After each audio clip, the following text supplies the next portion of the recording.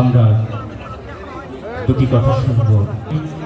সময় স্বল্পতার কারণে আমাদেরকে একটু সংক্ষিপ্ত করতে হচ্ছেন, এই কারণে দুঃখিত।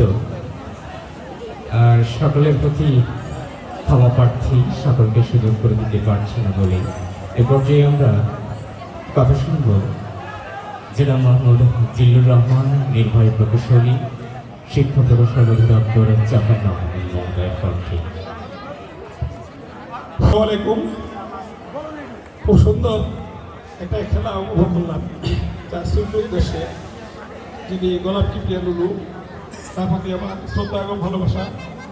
আমি দোয়া করি আল্লাহ যেন তাকে ব্যস্ত নসিব করেন। আজকের এই খেলা দেখে আমি নিজেও খুব শৈশবে চলে গেলাম। যে আমার শৈশবে যখন আমরা খেলতাম, শৈশব কৈশোরে, তখন এরকম খেলা দেখছিলাম, কিন্তু এর মাঝখানে যে অনেক বছর, 40 বছর কেটে গেছে, এরকম খেলা সাধারণত হয় না। আমি খুবই আনন্দিত হয়েছি। এখানে উপস্থিত আছেন আমাদের অতিরিক্ত জেলা প্রশাসক মহোদয়, তাকে আমার শ্রদ্ধা ভালোবাসা। তিনি বাবার স্মৃতিকে ধারণ করে এই যে আয়োজন করেছেন, এই আয়োজন অংশগ্রহণ করেছেন, এবং এখানকার এলাকাবাসী যারা আয়োজক এবং এই যে ক্লাব আছে, সবাই মিলে যে একটা সুন্দর পরিবেশ খেলাধুলার একটা আয়োজন করেছেন, সেই জন্য সবাইকে আমার পক্ষ থেকে শ্রদ্ধা ও সালাম জানাচ্ছি।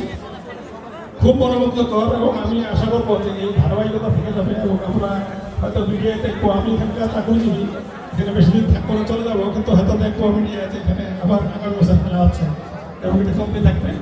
সবাইকে ধন্যবাদ। আসসালামু আলাইকুম। ধন্যবাদ।